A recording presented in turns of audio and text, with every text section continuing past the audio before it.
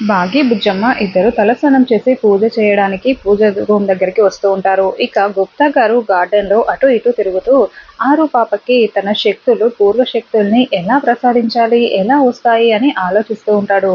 అవును, ఆ పరమశివుడి వరప్రసాదిత ద్రాక్షమాలని ఆ బాలిక తాకినచో మళ్ళీ ఆ బాలిక శక్తులన్నీ కూడా తిరిగి వస్తాయి. కాబట్టి ఎలాగైనా సరే ఆ బాలిక ఆ పరమశివుని వరప్రసాదిత ద్రాక్షమాలని తాకేలా చేయాలి. అప్పుడే ఆ మాంత్రికుడు ఈ బాలికని ఏమీ చేయలేడు. ఈ బాలిక తన పూర్వశక్తుల్ని ప్రసాదించుకుని ఆ ప్రచండని ఇక్కడి నుంచి తరిమి పడేస్తుంది.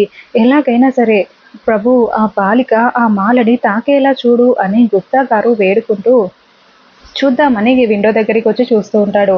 ఇక బాగి, బుజ్జమ్మ ఇద్దరు కూడా పూజ చేస్తూ ఉంటారు. బాగి ఏమో కొబ్బరికాయ కొట్టి మంగళహారతి ఇస్తూ ఉంటుంది. తీసుకో బుజ్జమ్మ, హారతి కళ్ళకద్దుకో అని బాగి చెప్తూ ఉంటుంది. బుజ్జమ్మ అక్కడ ఉన్న పువ్వుల్ని దేవుడి పటాలకి పెట్టడం అన్నీ చేస్తూ ఉంటుంది. కానీ శివలింగం పక్కనే ఉన్న ఆ రుద్రాక్ష మాలని మాత్రం అస్సలు తాకకుండా పూజ చేస్తూ ఉంటుంది.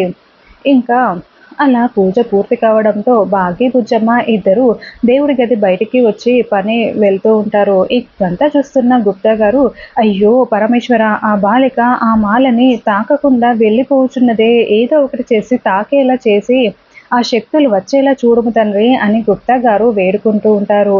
అయితే అప్పుడే దేవుడికి పెట్టిన ఒక పువ్వు ఆ మాలపై పడిపోతుంది. వెంటనే బుజ్జమ్మ ఒక్క క్షణం ఆగిపోతుంది. ఏంటి బుజ్జమ్మ అని బాగి అడగడంతో, ఆగమ్మా అంటూ బుజ్జమ్మ మళ్ళీ ఆ దేవుడి గది దగ్గరికి వచ్చి శివలింగం పక్కనే రుద్రాక్షమాల, ఆ రుద్రాక్షమాల పక్కనే దేవుడి పటానికి పెట్టిన పువ్వు పడిపోయి ఉంటుంది.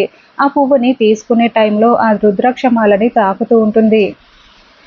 మళ్ళీ పూర్వశక్తులన్నీ తనకి ప్రసాదితం అవుతూ ఉంటాయి. ఇక బుజ్జమ్మ ప్రచండని ఎలా తరిమిస్తుందో వచ్చే ఎపిసోడ్‌లో తెలుసుకోవాలి. Thank you for watching. ఇప్పుడే నా ఛానల్‌ని సబ్స్క్రైబ్ చేయండి.